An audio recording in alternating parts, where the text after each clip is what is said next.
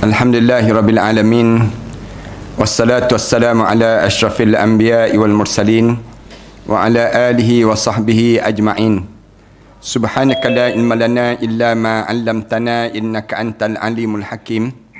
Rabbi shrah li sadri wa yassir li amri wa hlul 'uqdatam min lisani yafqahu qawli. Rabbi yassir wa la tu'assir wa tammim bil khair, amma ba'd. Para penonton dan sahabat-sahabat yang dikasihi sekalian, alhamdulillah, syukur pada Allah kerana kita diberi kesempatan dalam siri pengajian kita tentang mengenai bagaimana suasana kita berada dalam syurga Allah Subhanahu wa taala. Dan suasana dalam syurga ini digambarkan berdasar kepada hadis-hadis Rasulullah sallallahu alaihi wasallam dan berdasar pada Al-Quran Karim yang telah digambarkan keadaan yang berada dalam syurga Allah ini. Tajuk yang kita akan bicarakan pada hari ini, insya-Allah, pada kitab yang kita belajar itu jika seorang mukmin mahukan seorang anak di syurga, maka isterinya akan terus hamil lalu akan melahirkannya dalam sekelip mata sahaja. Yang ni keadaan dalam syurga. Kita tahu kan bahawa hidup atas dunia ni, di antara nikmat-nikmat dunia ini ialah apabila kita memiliki zuriat dan anak-anak, dan kita akan jadi rasa hidup dalam keadaan yang sunyi dan juga sepi pada kita bila tak ada keriuhan anak-anak dalam kekeluargaan kita. Keluarga ni digambarkan jadi rasa gembira, jadi rasa bahagia bila ada anak-anak. Lalu terbawa-bawa sikap ini sampai ke dalam syurga.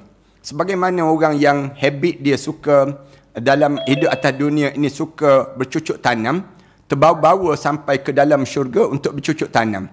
Demikian juga orang yang suka memancing, misal contohnya geng-geng kaki memancing ni, bila dia suka memancing di atas dunia, bagaimana dia boleh juga ke dia memancing dalam syurga nanti.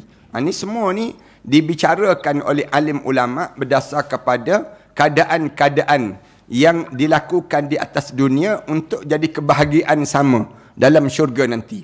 Hari ini kita sampai pada muka surat 767. Pada kitab ini, jika seorang mukmin dia mahukan seorang anak dalam syurga, macam mana akan terjadi? Maka isterinya akan terus hamil lalu melahirkannya dalam sekelip mata sahaja. Ini kelebihan yang Allah jadikanlah pada orang yang berada dalam syurga. At-Tirmizi meriwayatkan daripada Abu Sa'id Al-Khudri bahawa Rasulullah sallallahu alaihi wasallam bersabda, Rasulullah sebut, jika seorang mukmin mahu mempunyai seorang anak di syurga, orang mukmin ni dia nak anak dalam syurga, maka isterinya akan hamil dan melahirkannya dalam masa sesaat saja, sebagaimana yang diinginkan. Allahu Akbar. Ni kelebihan dalam syurga lah. Tak perlulah jadi berat tanggung sampai 9 bulan macam di atas dunia ni. Tapi waktu mana dalam keadaan yang dalam keadaan dia nak saja pada anak, maka dapat anak terus dalam syurga Allah. At-Tirmizi mengatakan hadis ini hadis hasan gharib. Diriwayatkan daripada Ibn Majah, dia berkata, satu saat saja di syurga, sesaat je dalam syurga, mengandung tu sesaat je keluar terus anak. Maknanya lajulah, tak beban, tak rasa berat. Tidak kata orang perempuan akan sebut, kalau begitu ustaz, dalam syurga pun kami kena mengandung juga, dahlah atas dunia kami kena mengandung. Dia sebut demikian. Tak, kita jawab, mengandung pun tak sama dengan mengandung di dunia. Mengandung di dalam syurga tu sesaat je Allah jadikan terus keluar zuriat. Kejap je dalam keadaan yang dia dapat terus zuriat dalam syurga Allah. At-Tirmizi berkata, para ulama berbeza pendapat mengenai masalah ini. Ada juga pandangan ulama sebahagian mengatakan bahawa di syurga terdapat hubungan seks tetapi tidak mempunyai anak. Itu yang disebut demikian. Berlaku persubuhan dalam syurga ni, berlaku persubuhan tapi tak dapat zuriat. Allah jadikan demikian. Perkara ini diriwayatkan daripada Tawus, Mujahid, Ibrahim An-Nakhai. Ulama-ulama sebut demikian. Maknanya dalam syurga tu hanya menikmati perhubungan. Perhubungan demikian, tapi untuk dapat zuriat tak dapat zuriat kerana perhubungan tadi. Allah jadikan demikian. Muhammad dan Abu Ishaq bin Ibrahim berkata, dalam hadis Nabi SAW yang mengatakan bahawa apabila seorang mukmin mahukan seorang anak dalam syurga, maka itu akan berlaku dalam sesaat saja. Siapa katakanlah ada orang lelaki kata sunyi dah, asyik dengan tengok muka isteri je misal contohnya. Jadi nak juga anak dalam syurga Allah, boleh tak boleh, saat je dapat anak terus. Dekat Allah jadikan demikian. Maka ia berlaku dalam masa sesaat saja, sebagaimana yang diinginkan. Akan tetapi itu bukan buat selama-lamanya. Tapi bukannya selama-lamanya. Tak mengandung tu, mengandung panjang lama. Tak. Tapi sekejap saja. Diriwayatkan oleh Abu Razin Al-Uqaili daripada Nabi SAW. Baginda bersabda, sesungguhnya penduduk syurga itu tidak mempunyai anak. Ada juga yang sebut, penduduk syurga ni tak ada anak. Ada juga riwayat yang cerita demikian. Yang ni pandangan-pandangan lah. Maknanya, kalau kita nak sebutnya, anak tu anak yang kita kena ban, kena macam yang di atas dunia ke? Macam anak patung je. Ulama-ulama gambarkan demikian. Macam anak patung lah. Kalau kita ada di dunia ini, anak patung dan sebagainya, dalam syurga pun Allah jadikan anak tu gambaran untuk mainan. Tidak adalah yang disebut dengan rasa kasih sayang sebagaimana kita sayangnya pada anak kita di dunia ni, tak. Tapi sekadar mainan saja dipanggil dalam syurga Allah Subhanahu Wa Taala. Setiap yang ada di syurga tidak akan musnah dan juga tidak akan hilang dan juga lenyap. Dalam syurga ni Allah jadikan bila berada dalam syurga tak ada yang musnah dan tidak akan hilang dan tidak akan lenyap. Taklah tercari-cari. Kita atas dunia ni tercari banyak je. Cari kerongsang tak berjumpa. Cari stokin tak berjumpa. Cari jam tangan tak berjumpa. Tapi dalam syurga ni tak ada benda demikian. Tak adalah kita berpusing-pusing je dalam syurga. Orang tanya buat apa? Cari barang hilang. Tak ada.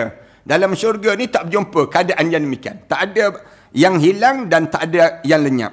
Muslim meriwayatkan daripada Abu Sa'id Al-Khudri dan Abu Hurairah daripada Rasulullah sallallahu alaihi wasallam. Rasulullah bersabda, seorang penyeru menyeru, kamu semua akan sihat selama-lamanya.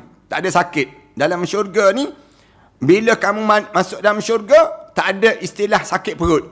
Tak ada istilah pening kepala. Tak ada istilah tak dengar telinga. Tak ada. Yang dalam syurga ni, siapa yang masuk dalam syurga, dia akan sihat selama-lamanya. Kamu akan hidup selama-lamanya. Dan akan kenyang selama-lamanya. Hidup dalam syurga tu selama-lamanya.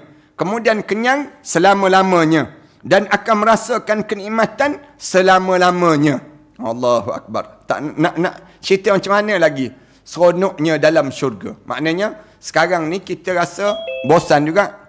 Bosan atas dunia. Ada juga kita kan tunggu lambatnya ustaz ni nak masuk. Bilalah bosan rasa. Ustaz ni pukul berapa dah ni? Misal contohnya. Ada je kebosanan kita. Tapi bila kita dalam syurga tak ada dah bosan ni. Jangan nak marah dah. Tak ada dah nak marah pada ustaz. Ustaz ni sekejap ada, sekejap tak ada. Ni di atas dunia ni kita rasa demikian. Tapi bila berada dalam syurga, tak ada dah. Kita tak ada lagi dah. Kita punya perasaan-perasaan demikian. Nikmat sampai selama-lamanya berada dalam syurga Allah SWT.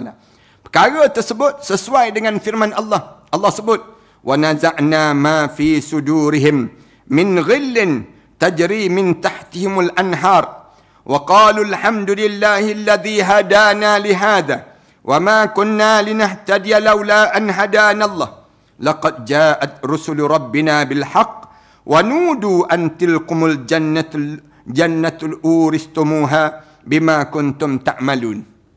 Allah sebut, kami cabut daripada dada-dada mereka.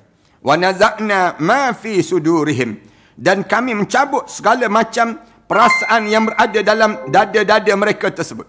Min ghillin. Dan perasaan yang rasa tak puas hati. Ghillin ni maknanya perasaan yang kita ni rasa, kenapalah kena jadi macam ni? Kenapa jadi macam ni? Tak ada. Min ghillin. Allah cabut perasaan demikian. Yang dalam keadaan, dalam tu badan mereka ni, tajri min tahtihimul anhar.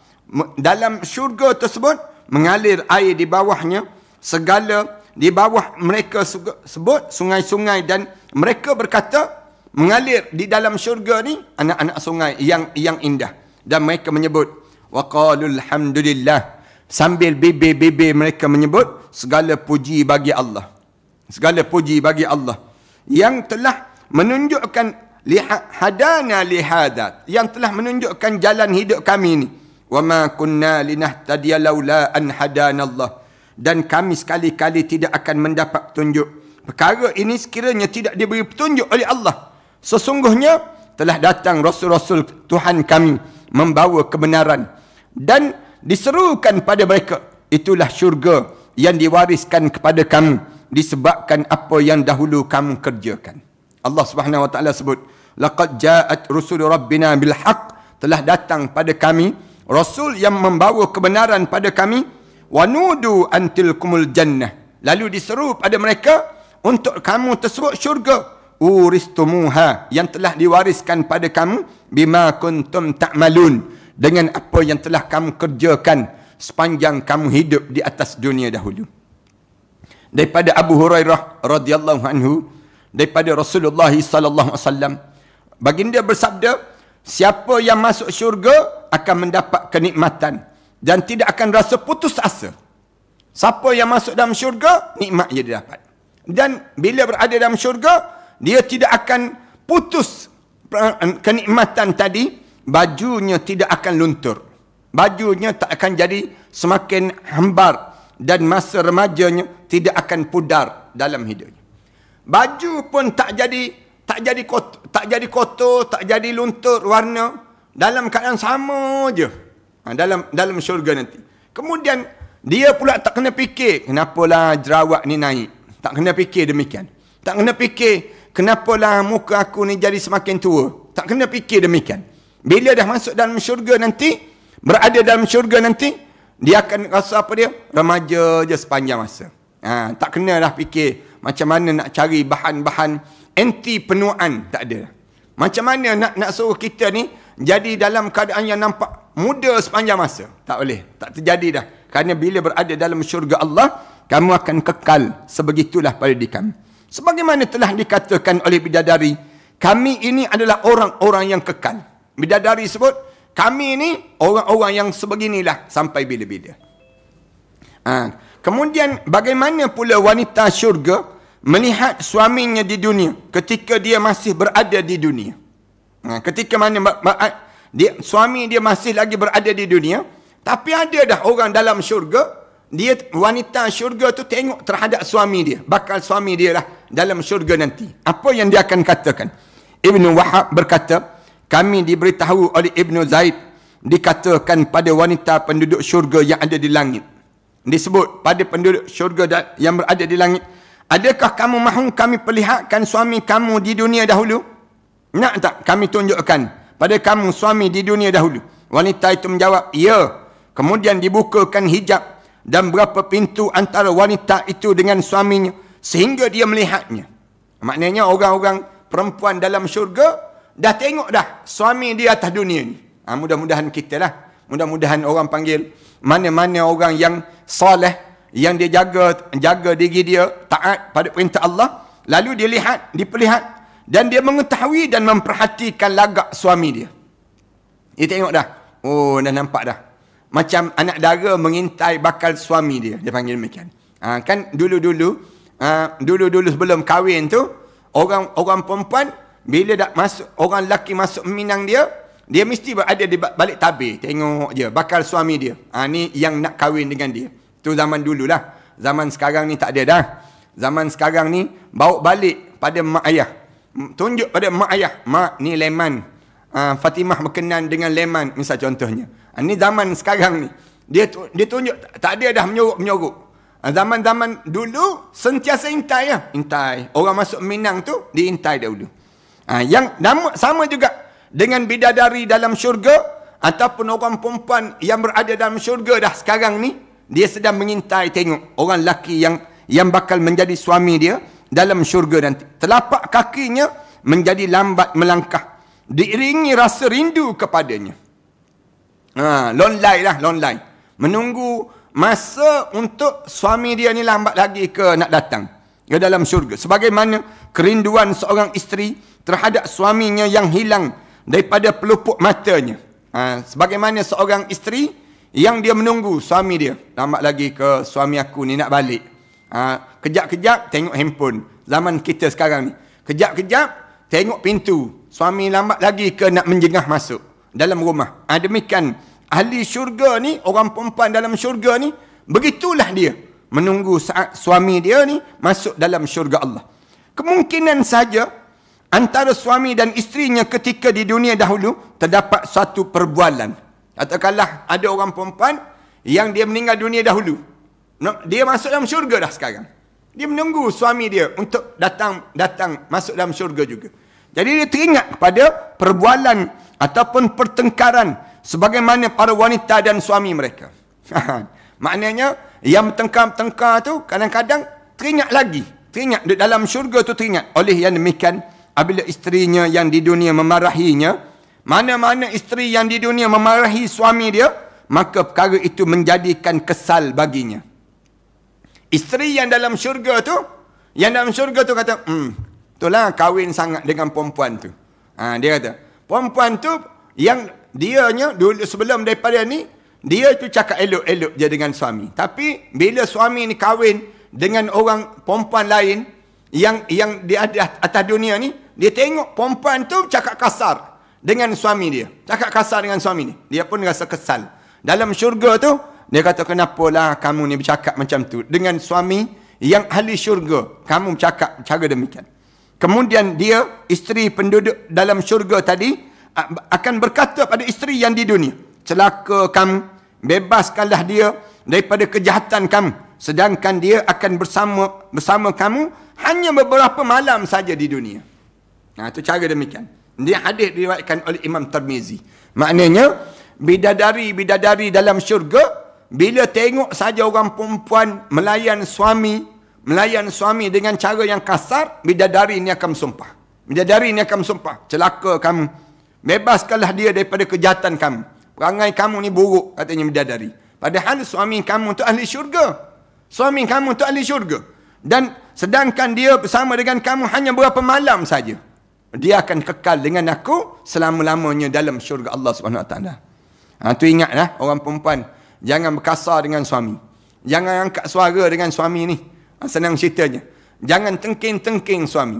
Pastikan kita bercakap dengan cara lemah lembut dengan suami kita. Supaya kita ni tidak ditengking disebut oleh bidadari-bidadari dalam syurga. Tapi suami pun kena jangan pula rasa bangga pula. Dengar tu, ustaz dah cakap tu.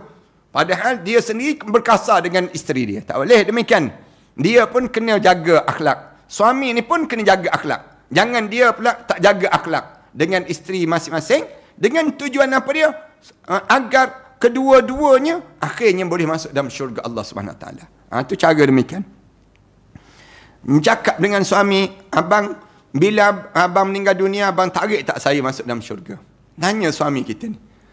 Jangan pula suami kata, tak nak kat dunia je, katanya suami. Suami sebut, isteri ni kat dunia je. Bila dalam kubur nanti, tak nak tarik dah masuk dalam syurga Allah. Jangan demikian. Biar suami kita sebut, saya akan pastikan semua isteri saya, anak saya, keluarga saya, semua berada dalam syurga Allah SWT bersama dengan saya. Itu cara yang terbaik untuk kita lakukan. Dalam hadis yang diriwayatkan oleh Imam Tirmizi, daripada segi maknawi, daripada Muaz bin Jabal, baginda bersabda, wanita jangan menyakiti suami di dunia ini. Rasulullah sallallahu alaihi wasallam sebut, perempuan jangan menyakiti suami kamu di dunia. Menyakitkan hati suami, jangan. Kena ingat demikian. Kita sebagai seorang isteri, pastikan jangan menyinggung hati suami. Jangan menyakitkan hati suami. Melainkan isterinya daripada kalangan bidadari berkata, janganlah kamu sakiti suami kamu. Bidadari dalam syurga tersebut, kamu ni cakap kasar dengan suami kamu. Terasa hati suami kamu. Jangan demikian. Adakah lalu Allah Ta'ala memerangi kamu? Kamu berlawan, bukan berlawan dengan suami kamu, kamu berlawan dengan Allah. Bila kamu bertengkar dengan suami kamu, kamu bercakap kasar dengan suami kamu, maknanya kamu sedang bercakap kasar dengan Allah. Kamu memerangi Allah. Dia hanya singgah kepada kamu dan sekejap lagi akan berpisah dengan kamu menuju kepada kami pula. Dah kamu tak nak sangat suami kamu ni, perangai suami kamu ni, Allah jadikan dia tu sekejap je untuk kamu. Lepas pada ni, dia akan berpindah pada kami pula. Maknanya bidadari-bidadari dalam syurga ni, ataupun isteri, orang perempuan yang mati awal, yang dah masuk dalam syurga ni, mereka akan diperlihatkan tingkah laku suami dia. Kemudian dalam keadaan demikian dia mengharapkan suami dia ni secepat mungkin untuk berada dalam syurga Allah Subhanahu Wa Taala.